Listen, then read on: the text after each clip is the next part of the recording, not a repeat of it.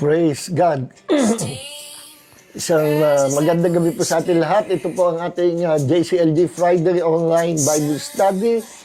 At ito po yung likod si Pastor Jude Cortez from San Pablo City, Laguna. So, purihin ang Panginoon at salamat sa Diyos. Kamusta po tayo lahat. At tayo po ay we will dive into our topic kagad. Let's pray na po at habol na lang po yung iba. Ano? Heavenly Father, maraming po salamat sa iyong kagandahan loob sa gabing ito na biniyayaan mo pa rin kami ng opportunity, time to study your words, Panginoon. Ano man mangyari, walang makakadlang sa amin pong pag-aaral sa iyong salita. Maraming po salamat, Panginoon, sa kapangyarihan mo sa aming buhay at sa bawat isa na anak ng Diyos na nananahan sa iyong salita. Father God, you send your word and heal them who are sick, who are weak, in the name of Jesus. At sinabi mo sa salita, let the weak say, I am strong. And let the sick say, Jesus took my sicknesses and carried all my diseases. And we declare that by the wounds of the Lord Jesus Christ, by His blood, we are healed in the name of the Lord Jesus Christ. Maraming po salamat, Panginoon. Sa gabi ito, we will study the revelation knowledge of your word. Panginoon, ikaw po ang Diyos na mangusap. We trust you, Lord. And Lord, we thank the Holy Spirit, our teacher, sa gabi ito. Maraming po salamat, Panginoon, sa iyong pong biyaya at sa mga kaalam, karunungan at pinagkaloob sa amin through your words, by the power of the Holy Spirit. Thank you, Father God. Hallelujah. In Jesus' mighty name, amen. And thank you, Jesus. Let's go na po. Ating po Bible study ngayon, topic po natin, pampatibay ito ng, ng pananampalataya. Sinong gusto tumibay ng pananampalataya? Makinig na mabuti sa ating po pag-aaral sa salita ng Panginoon. Title po nito, What is Faith in the Word of God? Okay. Ano ang pananampalataya sa salita ng Diyos? No? So, ito pong teaching, medyo malalim ito pero napapababaw naman ng Holy Spirit. Ano ang pananampalataya sa salita ng Diyos? Kasi madaling sabihin nananampalataya. No? Pero pag sinabing pananampalataya sa salita ng Diyos, ibang usapan po yan, Yung pong salitang faith, faith sa Greek ay pistis, P-I-S-T-I-S, na mamamangha tayo dahil ang faith, salitang faith at saka faithfulness, they are one sa Greek word, Isa lang. Ang salita namang believe ay pistio, So, ang faith at saka faithfulness, iisa sa Greek word. Pistis. Meaning, ang ibig sabihin, ang tunay na biblical faith is faithfulness. Katapatan. Saan? Katapatan sa Diyos at sa Kanyang salita. So, yun po ang faith or faithfulness. Na-press mo muna ng tissue. Hindi ko maasikaso. Patulong ako sorry. Alright. So, faith is faithfulness in the Word of God. Faith is faithfulness to our God and to His Word. No? Yun ang tunay na definition ng biblical faith. Kasi, madali sabihin nananampalataya. No? Pero how about pag dumating ang pagsubok? No? Pag dumating ang bagyo ng buhay, ang pagsubok, ang tanong doon, mananatili ka ba? No? Kapag ka dumating ang mga pangyayari na nakakaduda, parang absent ang Panginoon. No? Parang wala ang Lord sa eksena. Parang iniwan yata tayo ng Panginoon. But the truth is, ang Diyos din nagsabi, I will never leave you nor forsake you. Hindi tayo iniiwan ng Panginoon. All we have to do is to trust Him in the midst of the storm. Ano?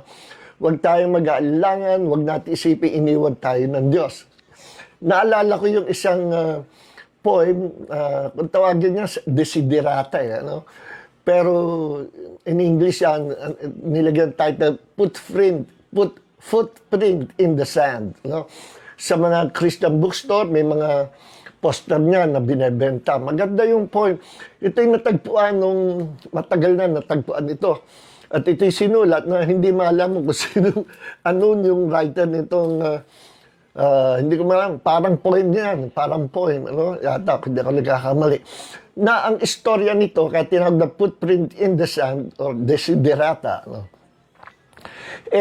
Sabi noong writer noon na nag-inip daw siya na kasama niya ang Panginoon. Then sa kanyang paglalakad, kasama niya lagi ang Panginoon. Pero one time, nagtanong siya sa Diyos, kinwestiyon niya ang Panginoon. Lord, bakit napapansin ko, pagdating sa mga lugar na mapanganib, nakikita ko na iisa na lang ang footprint na naglalakad sa sand. Nasaan ka? Ano? Kasi dati nakikita niya, dalawa yung footprint. And now, doon sa mga lugar na mapanganib, sa mga lugar na delikado, bakit nag-iisa na lang ang footprint? Nasaan yung footprint ng kasama niya? Ang Panginoon, nawawala. Then, sumagot ang Panginoon at sabi, anak, yung footprint na nakikita mo, in times of trouble, in times of danger, footprint ko yun. At kaya iisang footprint lang. Kasi sa panahon ng delikado panganib, binubuhat kita. Ayun ang dahilan. Kaya pala isa yung footprint at nawala yung another footprint na inaasahan ng footprint ng Panginoon. Yung pala yung footprint na nakikita niyang nag-iisa ay footprint ng Panginoon.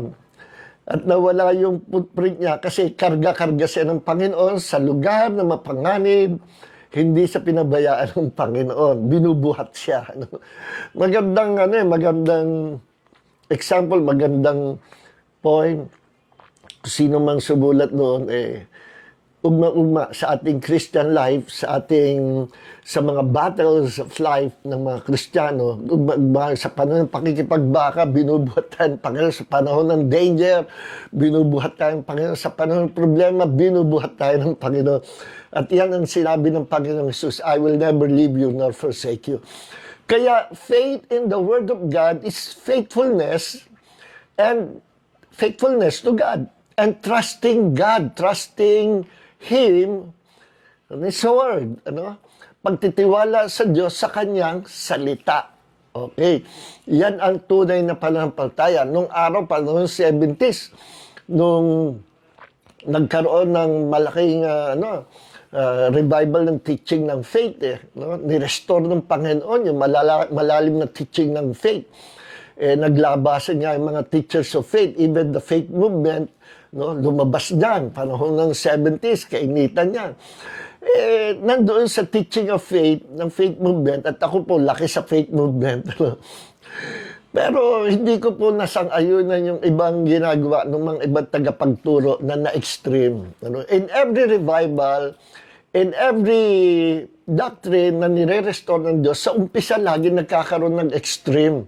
No? But later on, ito ay bumabalanse na. Parang bang, kumbaga sabi nga ni Kenneth Hagin ang pagre-restore ng Panginoon ng mga bagay na ibinalik niya, no, halimbawa ay doctrines or revelation about faith, revelation about healing, etc. Para yung isang dam na binuksan bigla, nawasak yung pinaka-pader ng dam at bumulwas ang napakalaking tubig, great body of water, at sumalanta doon sa mga maliliit na ilog at ito'y tumulas, pumunta sa mga ilog at lumagaslas at dahil sa lakas ng pwersa ay umapaw yung ilog. No? Then, nung kumalma na, bumalik yung ibang nasa Pampang at bumalik at dumaloy doon sa go with the flow. At go with the flow. No? Yung mga nando sa tabi na umapaw, sumama sila doon sa flow ng tubig. Pero ang mahirap, meron mga tubig na hindi na nakasama sa flow ng tubig, kundi nanatiling nasa tabi.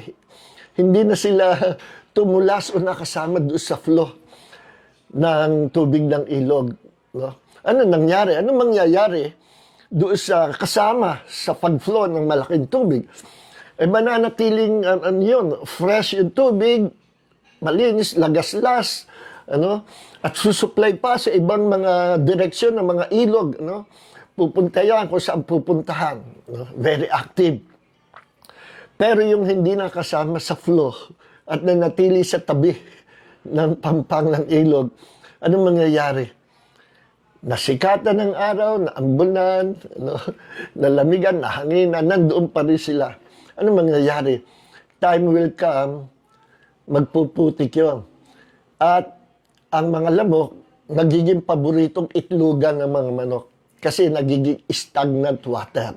At nabubulok yung tubig, pinananahanan ng kitikiti, ng mga insekto, ng mga marumbenga, mga bakterya, kasi nanatili siya doon sa gilid. Ganyan din ang revival ng Christianity. No?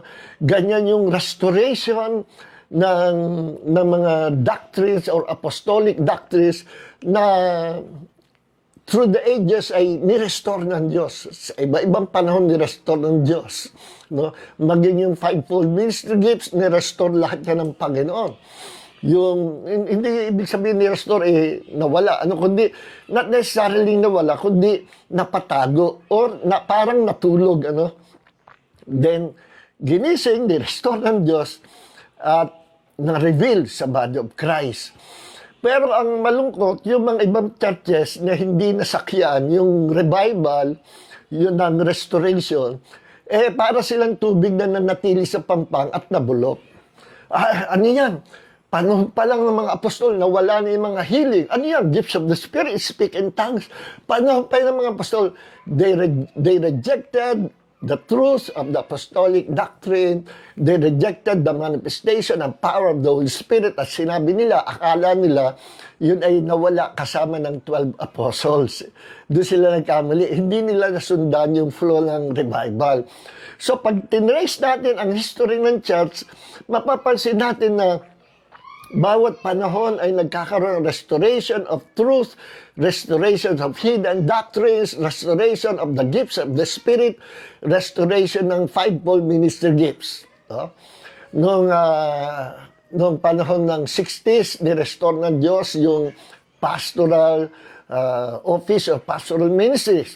Again, hindi ibig sabihin ni-restore, nawala. Kundi ito ay napatago o nakatulog o ito ay hindi masyadong malinaw sa body of Christ. Pero binigyan linaw ng Diyos through the revelation knowledge of the Holy Spirit kung ano ang office or ministry ng apostles, ng fivefold ministry gifts. At kung naniniwala yung panahon 60s, ang ni-restore ng Diyos ay the ministry or office of the pastors. Then noong 70s, was the office of the teachers or the teaching anointing and the teachers ministry. Nag-flow nung panahon ng 70s, kalakasan yan. Then nung panahon ng 80s, sorry mga kapatid, no? Nagkamali ako. Nung panahon ng 50s ay nirestore ng Diyos yung ministry of an evangelist, of the evangelist, no? Yung office, kaya ang lakas ng anointing ng signs and wonders and healing ministry ng mga evangelist. Nung panahon ng 50s, nagulat ang mga tao, may evangelism, tapos mayroong miracles pa. Panahon ng 50s. Then nung 60s, nirestore yung pastoral office or the ministry of the pastors at kasama ang anointing of the pastors, nung 60s. Then nung 70s ay nirestore yung teaching ministry or ministry of a teacher, office of a teacher, kasama ang teaching anointing nung panahon 70s na naglabasin mga teaching na faith, teaching mga malalalim na revelatory knowledge from the Holy Spirit na makikita sa salita ng Diyos, naglabas noong 70s, doon noong 80s, nirestore ng Panginoon prophetic ministry or prophetic anointing, at noong 80s yun, noong 90s ay ang apostolic ministry or apostolic office, kasama ang apostolic anointing. Noong 90s, at ngayon ay nasa na tayo, 20s, So all of these fivefold ministry gifts are now being restored sa body of Christ. Okay. Now, ang nakakaano lang dyan, ang mahirap lang, yung mga hindi naman nagpapangsyo sa ganong office, pinagpipilitan sa title. Alam nyo, no need to introduce yourself o lagyan mo ng title na ako po'y propeta, ako po'y apostle.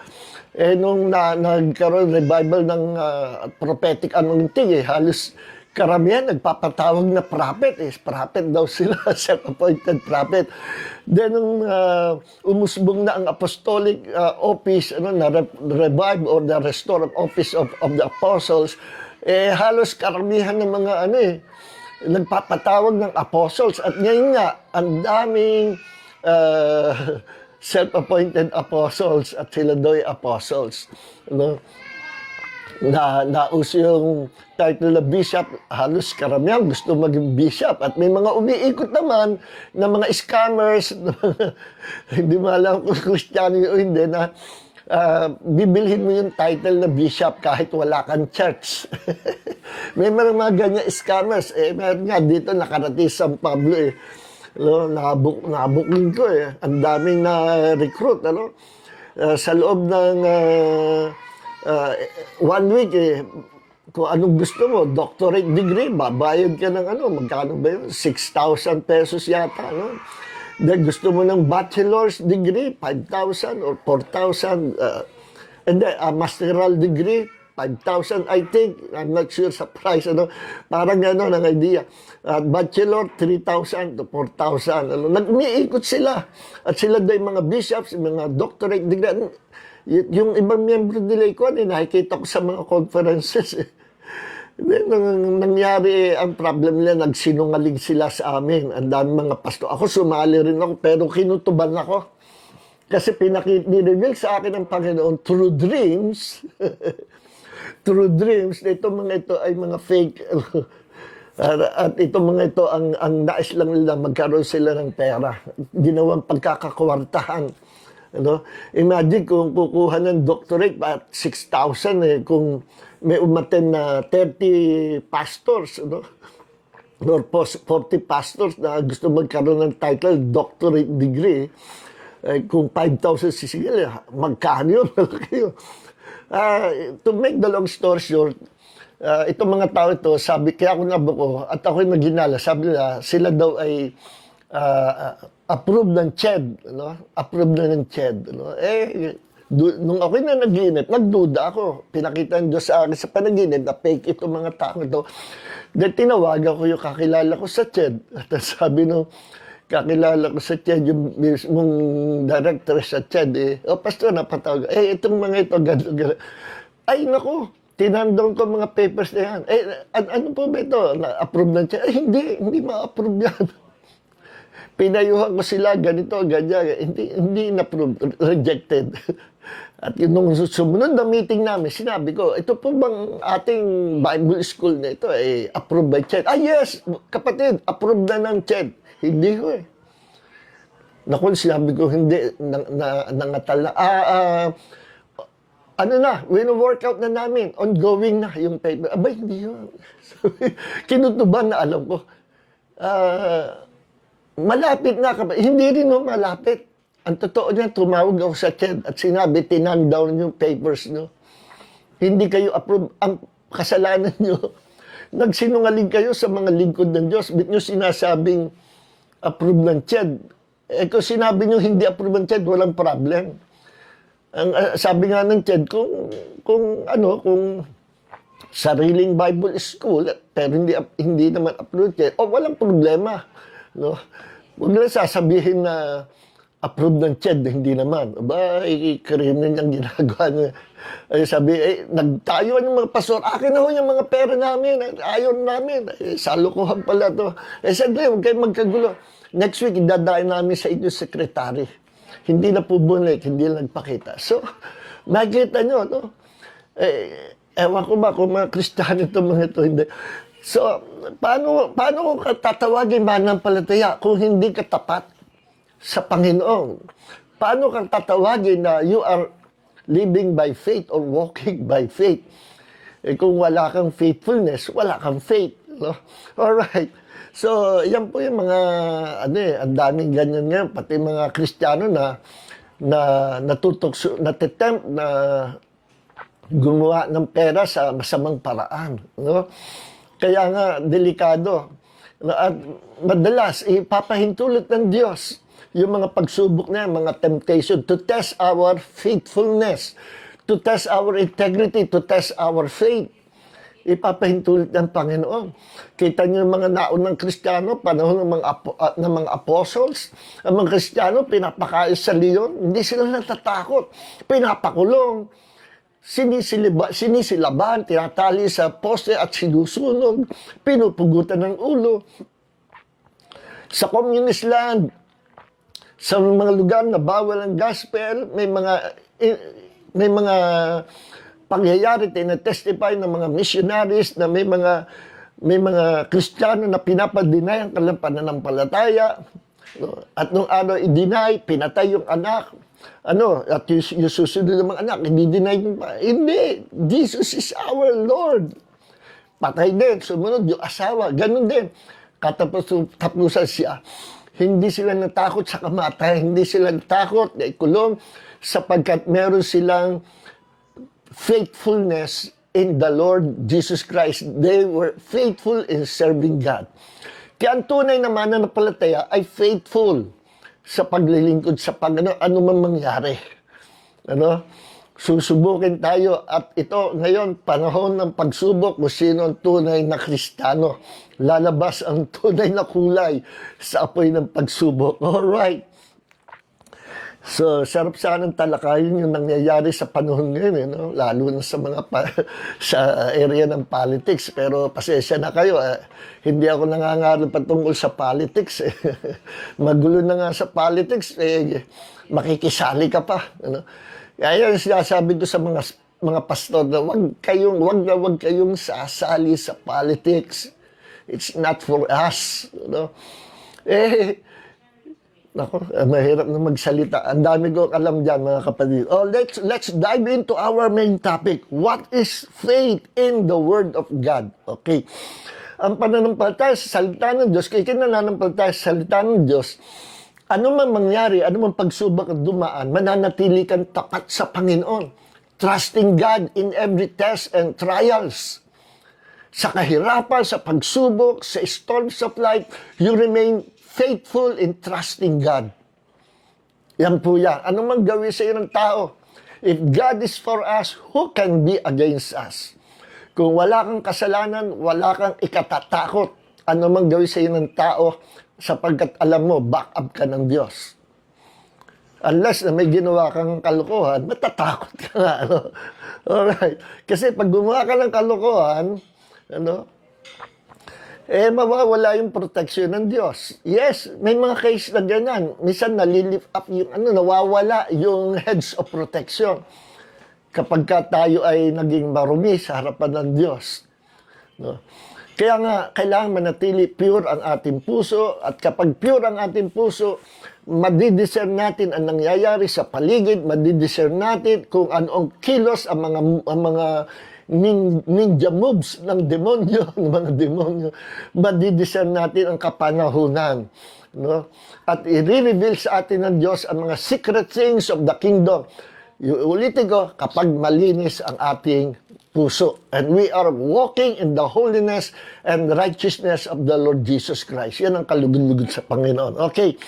So kasama sa faithfulness natin, sa buhay pananampalataya, yung malinis na puso, yung paglakad sa kabanalan at katuwiran ng Panginoong Jesus. Ano po?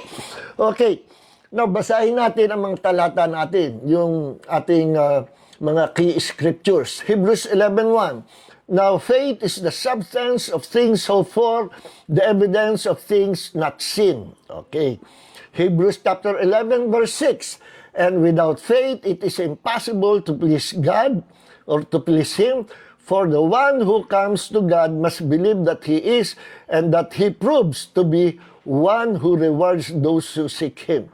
May reward pala sa Panginoon ang tao na mabubuhay sa pananampalataya. No? Pag tayo ay lumalapit sa Panginoon, no? When we pray, be sure that our hearts is filled with faith. Kasi ang faith natin ang nagkukonect sa Diyos. Okay? At ang sabi, once na lumapit tayo sa Diyos na meron pa ng palataya, He will always reward our faith.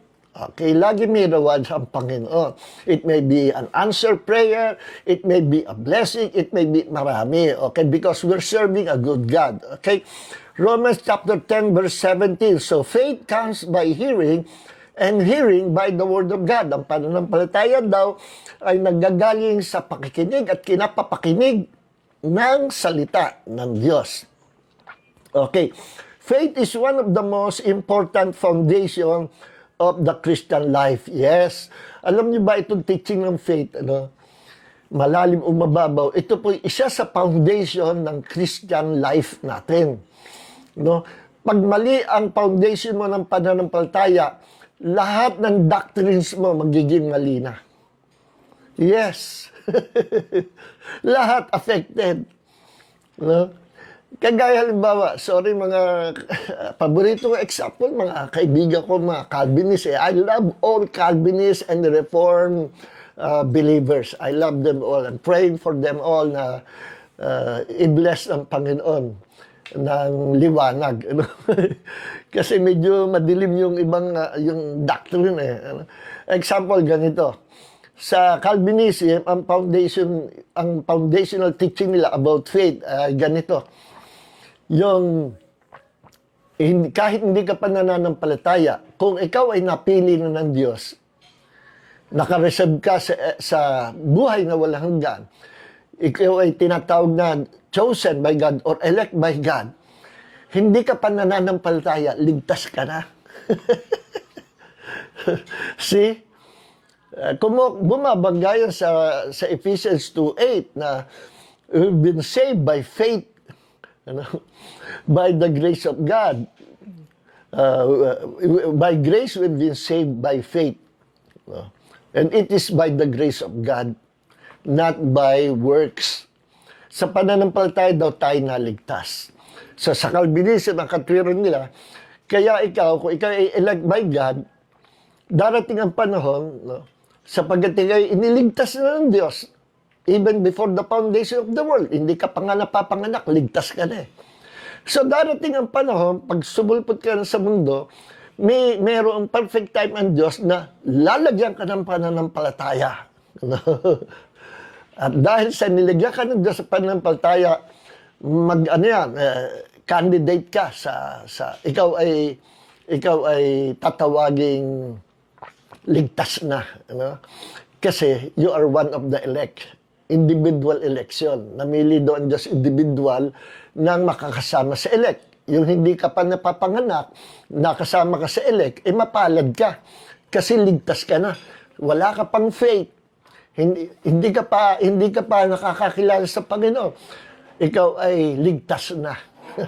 Then, pag dumating ang perfect time, doon mo makikilala ang Diyos kapag binuhay na ng Diyos ang iyong patay na pagkatao at ikaw ay na-born again, na-regenerate ng kapangyarihan ng Holy Spirit, binuhay ka na, na-born again ka na, saka ka palang magkakaroon ng pananampalataya. Naku po, baligtad sa sinasabi ng salita ng Diyos Sa salita ng Diyos, hindi ka maboborn again unless you believe in the Lord Jesus Christ.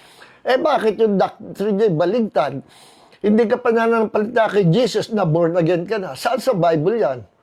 Laking kalokohan yun. Tinanong ko nga pwede bang ma-regenerate o ma-born again isang tao na walang salita ng Diyos? Hindi nila masagot yan No? Yung hiling kausap ko, ka-debate ko sa discussion, hindi naman debate na ito ay just exchange ng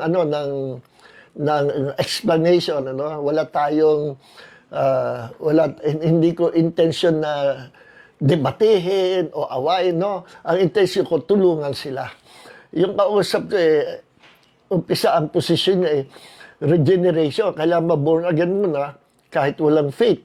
And faith follows born again experience. Paano nangyari? Sabi ko sa Bible yun, nauna ka ma-born again, saka ka pala magkakaroon pananampalataya. Ang pananampalataya, isa pa, manggagaling sa pakikinig ng salita ng Diyos. So, ibig sabihin sa kanila, hindi ka pa nakakarinig ng salita ng Diyos, ng gospel, ligtas ka na kasi you are one of the elect. Yun ang bottom line. Kaya tinanong ko sila, pwede bang maligtas? Pwede bang ma-born again ang isang tao hindi nakarinig ng salita ng Diyos? Wala na, corner na. Corner na. Kaya yung kausap ko, umagri na ang nabuborn again ay yung nakarinig ng salita ng Diyos kasi sila nakarinig pa ng palita. Yung pala naman, bakit ang doctrine nyo ay you must first be regenerated and then you will receive faith from God. Ba't ganun doctrine? Taliwas. Alright, wala tayong panahon dyan. So, dito, in-example ko kasi mali ang foundation. Kaya the rest of the doctrines, mali na. Yes, sunod-sunod. Ang dami, wala lang time na, na pasadahan yan, And I'm praying for them, Nakakaawa naman. So, ngayon, itong faith, ang doctrine of faith, mahalaga ito. Kailangan tatama, At una-una, yung faith natin na ikinaligtas natin, ito ay galing sa Diyos. Hindi ito umusbong sa puso natin. Lahat ng tao sa mundo, maging ang hindi pa mananampalataya kay Kristo, meron tinatawag na ordinary human faith. And that faith cannot save us. Kung tawagin yan ay natural human faith. At yan ay base yan sa iyong nakikita, sa iyong naranasan, sa iyong narinig, sa iyong nakita. Meaning, natural faith is based on the physical senses na to see is to believe. Yun ang ang sinasabi niya. Makita ko muna, saka ako mananampalataya. Noong nakita niya, saka siya naniwala. Yung natural faith. Pag naramdaman ko nang magaling ako, saka ako na maniniwala, pinagaling na ako ng Panginoon. To see is to believe. But that faith cannot save us. Now, once na narinig natin, lahat tayo may natural faith, once na narinig natin ang gospel of salvation, at pinili natin na paniwalaan yung gospel, yung word of God of salvation, gospel of salvation, then, ang pananampalataya ng gagaling sa Diyos ay i-implant or i-inject sa ating puso. God will give us that faith that can save us. At kung tawagin yan ay salvific faith or saving faith. Saving faith. At dahil dyan sa saving faith, naligtas tayo. Faith in the Lord Jesus Christ. Ngayon, ang ebidensya ng isang taong tunay na naligtas by faith, ang kanyang buhay mababago. Kasi ipapanganak siya na maguli sa kaharian ng Diyos. Spiritual birth ito. Ipapanganak siya sa kaharian ng Diyos at yung kanyang maruming pagkataong loob, yung sinful nature na namana natin kay Adam, kay Eva, na ipinasa ni Satanas sa kanila, na naipasa naman sa atin. Kung tawagin yan ay original sin, sinful nature, sinful depravity, Adamic fallen nature, satanic nature, iisa lang yan. So, nung hindi pa natin kilala ang Panginoong Isus, hindi pa tayo niya ipapanganak sa kaharian ng Diyos, we have that nature. Satanic nature at si Satanas naging ama-amahan natin because of our first parents na sumama kay Satanas. Lahat ng generation ay naging anak-anakan ni Satanas because of our first parents. Therefore, all generations shall die. All generation, all people will go to hell. Whether you are good or bad, still you will go to hell. Bakit? Because of that satanic nature. Kailangan mapalitan muna yung nature natin. Kailangan maborn again tayo by faith in the Lord Jesus Christ. And through that faith, maboborn again tayo. Kailan tayo nagkaroon ng faith? By hearing the Word of God. Romans 10:11. Kaya magkapartner yung salita ng Diyos at pananampalataya. If you have more of the Word of God in your heart, that means you have more faith dwelling in your heart. Okay? You have 80% of the Word of God dwelling in your heart. Therefore, you have 80% of faith dwelling in your heart. You have 100% Word of God. Therefore, you have 100% faith in your heart. Dwelling in your heart. Ganun po yan. Paano kung ang iyong salita ng Diyos hindi ka palabas sa Bible, bihira kang makinig ng message o salita ng Diyos. So, nakukuha mo lang salita ng Diyos 5% o 10%. Therefore, you only have 5% of faith or 10% of faith. Okay? So, nandun ang sikreto sa salita ng Diyos. It produces faith. The Word of God is the carrier of faith. The Word of God produces faith. Okay? So, Romans 10:17 po yun. So, faith is one of the most important foundations of the Christian life. And through this faith, naligtas tayo, Ephesians 2:8. Saved by faith, Ephesians 2:8. And we walk by faith and not by sight. Sa pang-araw-araw natin buhay, ang tawag sa atin, tinawag tayo sa salita ng Diyos, the just. Ang matuwid kay Kristo ay lalakad o mabubuhay sa pananampalataya. Yan ang buhay natin pamula ngayon na naging Kristiyano tayo. We are now living by faith. We walk by faith and not by sight. And to live by faith means to walk by faith in the Lord Jesus Christ and not by sight. Ano ibig sabihin? Hindi tayo nananampalataya dahil sa nakita natin yung pinananampalatayan natin. Nananampalataya tayo kahit ang Diyos o kahit si Jesus hindi pa natin nakikita. No? Nananampalataya na tayo. Ano ang basihan ng ating pananampalataya? Ang salita ng Diyos. No? Kapag tayo nagkakatipon, gathering in the name of Jesus, naniniwala ba tayo that God is in the midst of His people? Nasa ating ba kalagitnaan ng Diyos? Si Jesus nandun ba? Yes. Bakit? Kasi sinabi ng salita ng Diyos. Sabi ni Jesus, where 2 or 3 are gathered together in my name, I am there in the midst of them. See? May garantiya siya na doon siya, darating siya, once na pinag-usapan natin ang pangalan ni Jesus, He'll be there. No? Worshiping with us. As we worship Him, kasama natin siya, worshiping, glorifying the name of Jesus, at ang mga angels of the Lord, I believe, ay dumadayo rin sa ating pagsamba sa Panginoon. Sinasamahan tayo. Every time we worship God, sinasamahan tayo ng Panginoon. Kasi gusto niya yun. Fellowship, worship, gusto niya yun. At yan isa dahilan why God created us. No? Para sa buong eternity ay meron tayong tunay na Diyos na sasambahin. No? Hindi kailangan ng Diyos na ang pagsamba. No? Hindi kailangan ng Diyos na kailangan sambahin niyo ako kasi ako ang inyong creator. Hindi ganun ang Diyos. Kaya tinuturuan tayo ng Diyos sa sumamba kasi ang gusto sa atin ng Diyos, fellowship. Yung presensya mo, na papasok sa kanyang presensya. Yung ikaw ay makaulayo ka, maakap ka, masamahan ka, maka-fellowship ka ng Panginoon. No? Ang mga tunay na magulang, ang isang mabuting magulang, kapag may mga anak, nasasabik na makita ang mga anak, lalo na kung matagal nang hindi nakikita. No? Ganun ang magulang. No? Gusto mo laging makasama.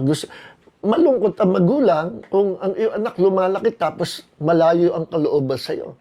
Bihira kang kausapin, hindi ka kinakamusta, hindi ka tinatabihan, mailap, lumalayo sa'yo, sa buong maghapon, tahimik lang, hindi ka kinakausap, masaya ka kaya pagka gano'n? Of course not. Ano masayang magulang? May yung makita, makasama ang anak, at kausapin siya ng anak. At batiin siya ng anak. Pahalaga siya ng anak. Yun ang masaya sa magulang. Yes. So, ganun din ang Diyos.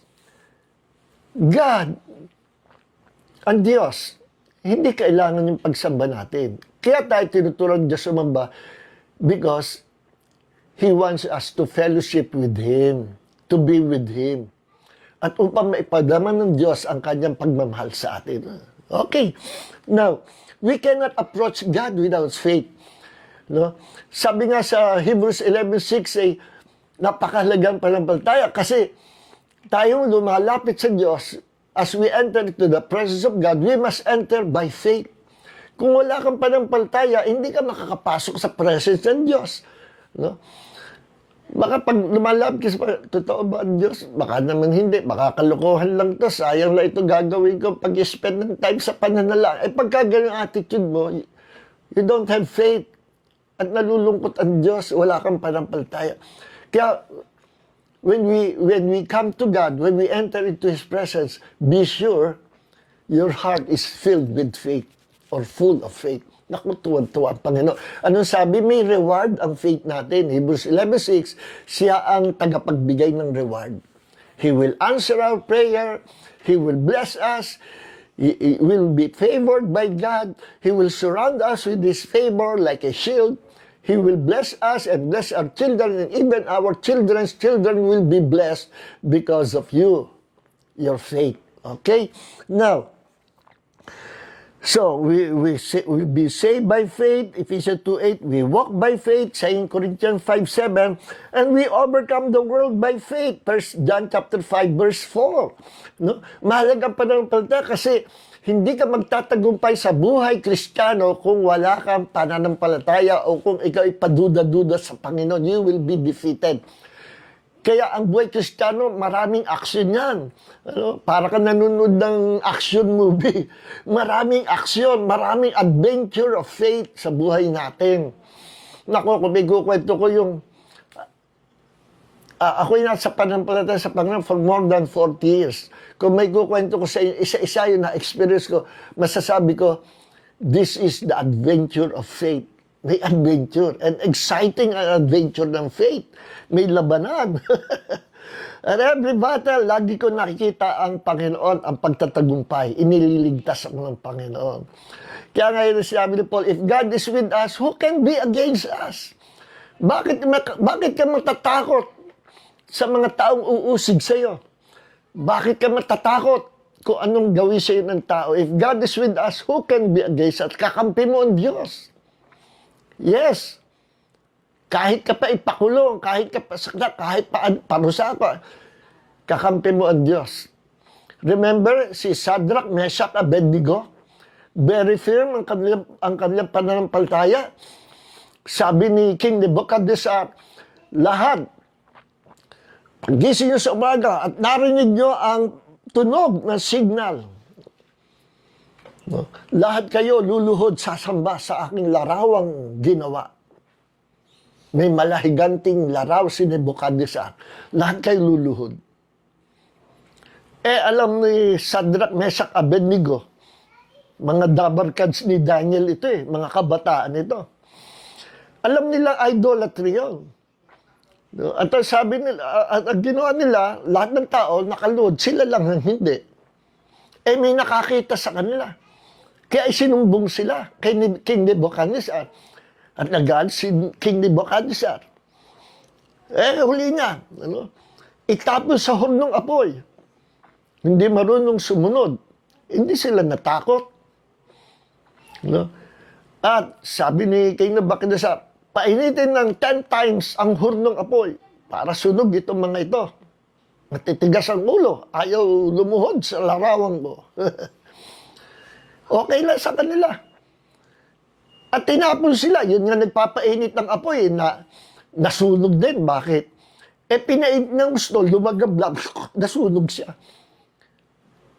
Sandali lang, sunog siya. Eto na, tinapon si tinulak na Shadrach, Meshach, Abednego.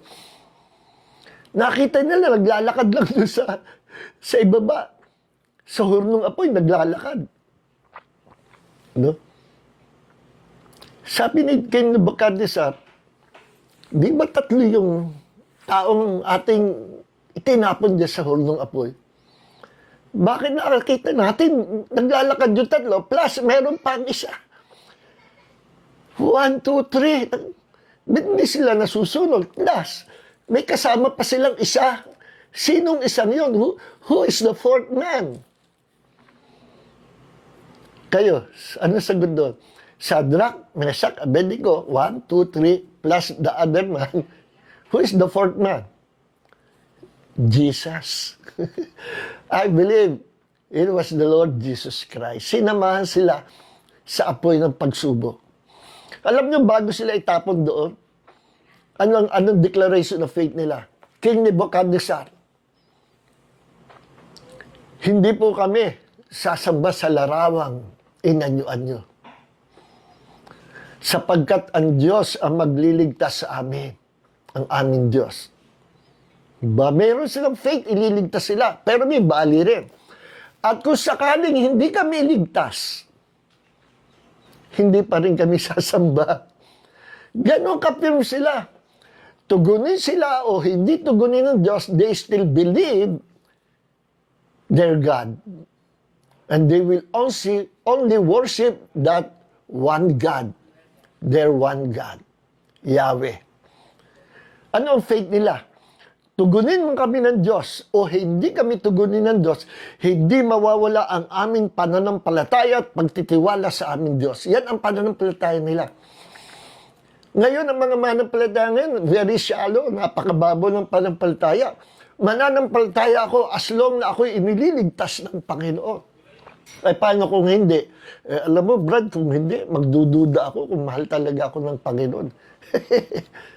That's not the real Bible faith. Real Bible faith, kaya nga sabi ko, a definition of faith, pistis, is faithfulness. If you are faithful to our God, trusting Him, ano man mangyari, in good times or bad times, yan ang tunay na nananampalataya. Ano man mangyari. Paano kung yung ina-expect mo sa Diyos, yung hinihiling mo, hindi naman nangyari? Mananampalataya ka pa kaya sa Panginoon? Yung iba nagtatampo na. Lord, bakit ganun? Baligtad, ang pangako mo sa Bible, you will never leave me nor forsake me. Pero parang pinabayaan mo na ako. Nagtatampo. That's not real Bible faith. Ang tunay na pananampalataya, ano man mangyari, whether in good times or bad times, whether in times of blessings or in times of trouble, you will still believe and trust God in the name of Jesus. That is real Bible faith. See? Faith in the Word of God is faith is taking God at His Word. Ano ba ang tunay na pananampalataya? Ang tunay na pananampalataya sa salita ng Diyos ay faith is taking God at His word. No? Faith is believing that what God says is true. Whether we see it or not, feel it or not, or understand it or not, we will still believe by faith in the name of the Lord Jesus Christ. Expound natin sa Tagalog, no? Faith is taking God at His word. Anong ibig sabihin nito? Ang pananampalataya ay ang paniniwala na ang sinabi ng Diyos ay totoo, tunay. Maging makita man natin o hindi, totoo pa rin ang salita ng Diyos. Maramdaman man natin o hindi, totoo pa rin ang salita ng Diyos. Maintindihan man natin o hindi, totoo pa rin ang salita ng Diyos. So, ang tunay na pananampalataya natin sa salita ng Diyos ay hindi yung kung dininig tayo ng Diyos o pinatunayan ng Diyos, totoo ang kanyang salita, naranasan natin ang pangako ng Diyos immediately, na-experience natin. There will be times na dadaan tayo sa pagsubok at kung tawagin yan ay the word test. Susubukin yung pananampalataya. The highest test is the word test. Maraming klaseng test. Test of faithfulness, test of love, test of honesty, test of obedience, maraming klase. At ang isa sa pinakamataas sa uri ng test ay test or the word test kung tawagin. Pagsubok sa salita ng Diyos. Yung sinabi ng Diyos na I took all your sicknesses and carried all your diseases and by my wounds I already healed you. Isaiah 53. Pangako yan ng Diyos. Paano kung hindi ka gumaling? Paano kung hindi mo maranasan kagalingan ng Diyos? Mananampalataya ka pa ba sa pangako ng Diyos? Magtitiwala ka ba pa ba sa Diyos?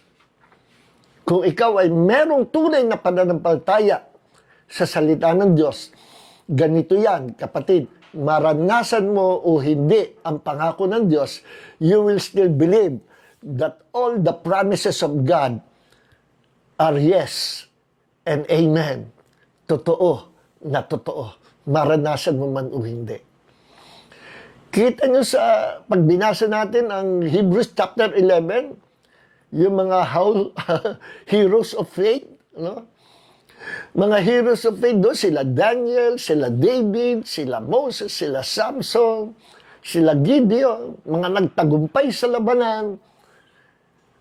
Those were the heroes of faith in the Bible. Pero, may mga heroes of faith din na napalista doon.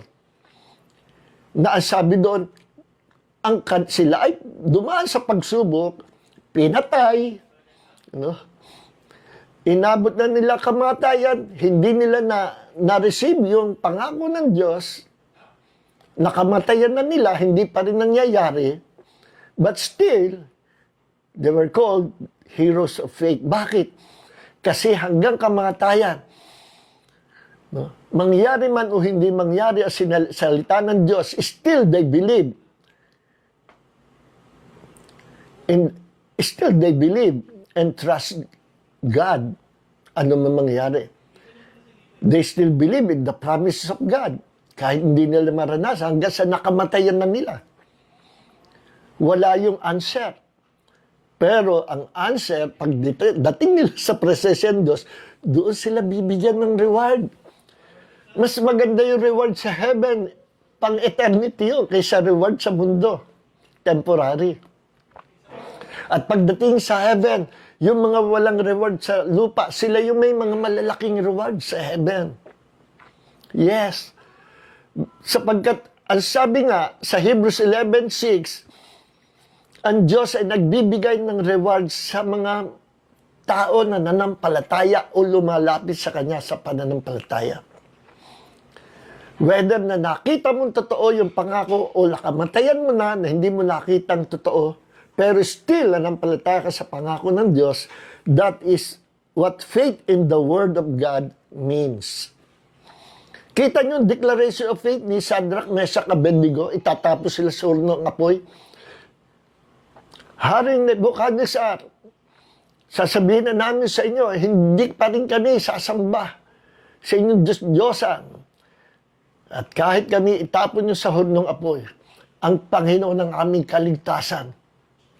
At kung hindi man kami iligtas ng aming Diyos, hindi pa rin kami sasamba. Ibig sabihin, kay mamatay o mabuhay, hindi kami makikipag-compromise. We will still believe our God and believe the promises of God. Yan ang tunay na mananampalataya. No? Tinakot ka lang. Natakot ka naman kaagad. Kung ikaw ay matuwid sa harapan ng Diyos, wala kang katatakutan. Yes. Mamatay o mabuhay, I will continue to serve God. And I will continue to stand in the righteousness of God. At hindi ako sasama sa makasalanan sa libutan. Hindi ako sasali sa karumihan ng salibutan. Mananatili ako lalakad sa kabanalan at katuwiran ng Diyos. So mga minamahal, hanggang dito na lang ating Bible study at tuloy po natin next week for part 2. So nawa ay meron tayong maraming natutunan patungkol sa faith in the Word of God. So tandaan niyo mga kapatid, ano? May mga times dadaan tayo sa word test. May mga times na mapapansin natin parang hindi nangyayari o nagkakatotoo yung pangako ng Diyos. Yan ang panahon na lalo kang mahigpit na manampalataya. Kumapit ka sa salita ng Panginoon sapagkat kapag ang Diyos ang nagsalita, hindi niya sisirain ng kanyang pangalan. There is so much integrity in the word of our living God. God is faithful. So let us remain faithful in serving God.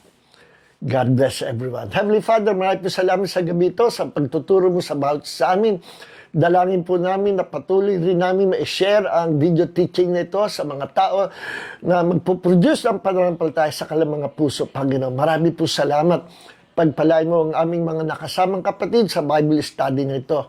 Salamat po. At Lord, ikaw po ang mag-bless sa mga manampalataya, sa mga kapatid na magsishare ng gospel through this teaching video. As they share this video, you will bless them with the same blessings that I will receive from you, Lord, sa eternity. Marami po salamat, Panginoon.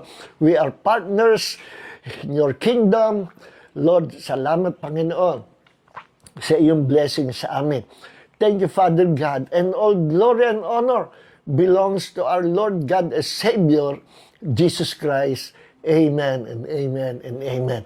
God bless you po mga kapatid. So may the grace of Jesus and the love of the Father and the fellowship of the Holy Spirit be with you all in Jesus' name. Amen.